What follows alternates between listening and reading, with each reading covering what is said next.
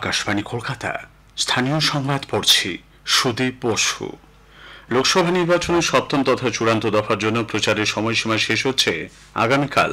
এই পর্বে আগামী শনিবার 1 জুন পশ্চিমবঙ্গ সহ 7টি রাজ্য ও একটি কেন্দ্রশাসিত অঞ্চলের মোট 57টি আসনে ভোট নেওয়া হবে।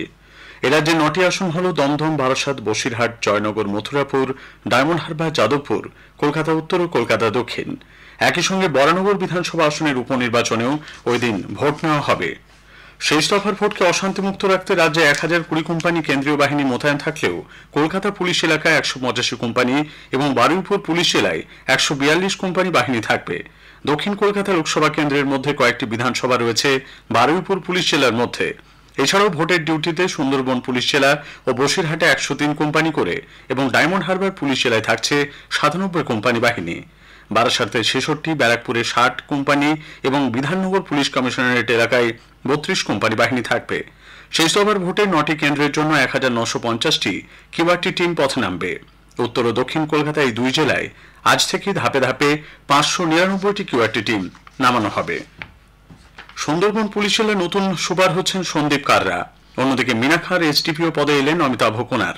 নির্বাচন কমিশন সুন্দরবন পুলিশ জেলার সুপার কোটেশ্বর রাও এবং বসিরহাট পুলিশ জেলার মিনাখার এসডিপিও আমিনুল ইসলাম খানকে নির্বাচন সংক্রান্ত দায়িত্ব থেকে অব্যাহতি দেওয়ার পর এই দুই আধিকারিকের নাম জারি করা হলো। শেষ দফার প্রচারে পশ্চিমবঙ্গে এসে শীর্ষ বিজেপি নেতা প্রধানমন্ত্রী নরেন্দ্র মোদী আজ দক্ষিণ 24 পরগনার কাকদ্বীপে জনসভা করছেন। তিনি বাংলার উন্নয়ন নিয়ে তৃণমূল কংগ্রেস সরকারকে আক্রমণের নিশানা করেন। প্রধানমন্ত্রী বলেন, দেশের সংবিধান দলিতদের সংরক্ষণ দিয়েছে, কিন্তু বাংলার শাসক দল সেই অধিকার কেড়ে নিচ্ছে। তৃণমূল কংগ্রেস বেছে বেছে সংখ্যালঘু সম্প্রদায়ের মানুষকে ভুয়ো ওবিসি সার্টিফিকেট দিয়েছে বলে তিনি অভিযোগ করেন। প্রধানমন্ত্রী বলেন, অনুপ্রবেশকারীরা বাংলায় প্রবেশ করে এখানকার মানুষের অধিকার কেড়ে নিচ্ছে। তৃণমূল কংগ্রেস বাংলাকে উন্নয়ন থেকে দূরে সরিয়ে রেখেছে বলে মন্তব্য করেন তিনি। অন্যদিকে বিজেপি সরকার দেশের উন্নয়নে কাজ করছে বলে প্রধানমন্ত্রী উল্লেখ করেন।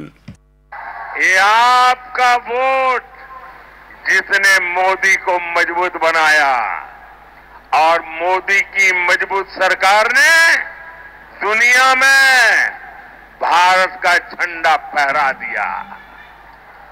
ये ताकत मोदी की नहीं, ये ताकत आपके एक वोट की है। हमने 10 साल में 4 करोड़ गरीबों को पक्के घर बना करके दिए हैं। 12 करोड़ से ज्यादा घरों तक पानी पहुंचाया, हर गांव तक बिजली पहुंचाई। आज हम विश्व की 5वीं बड़ी अर्थव्यवस्था है। हम तीसरी बड़ी अर्थव्यवस्था बनने की दिशा में तेज गति से आगे बढ़ रहे हैं।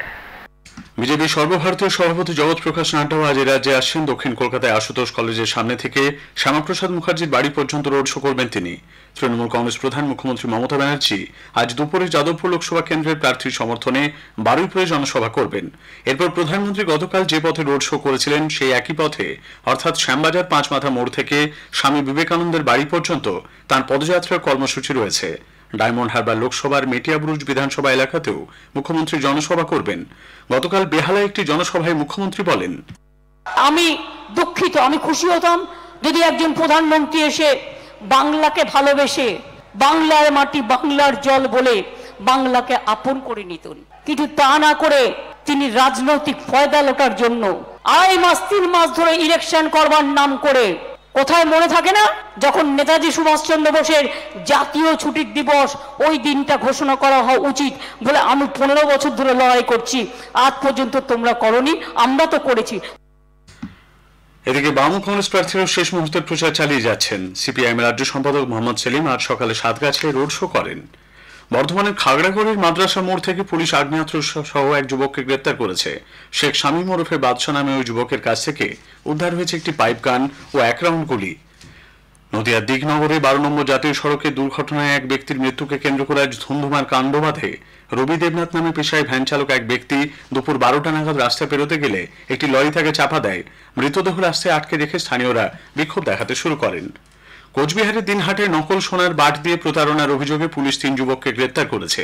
বাজার দরের চেয়ে কম দামে ওই সোনার বাটগুলি বিহারের বাসিন্দা মনীশ কুমারকে বিক্রি করা হয়। পরে তিনি বুঝতে পারেন সেগুলি নকল। গত 28 মে তিনি দিনহাটা থানায় অভিযোগ দায়ের করেন। এর প্রেক্ষিতে পুলিশ শফিকুল ইসলাম, ফকির উদ্দিন এবং এনামুল হক নামে 3 প্রতারককে গ্রেপ্তার করে। নিম্নচাপের প্রভাবে উত্তরবঙ্গে দার্জিলিং, জলপাইগুড়ি, কালিম্পং, কোচবিহার, আলিপুরদুয়ার জেলায় আজ মাঝারি থেকে ভারী বৃষ্টির পূর্বাভাস দিয়েছে আবহাওয়া দপ্তর।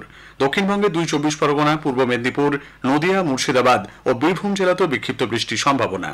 স্থানীয় সংবাদ শেষ হলো।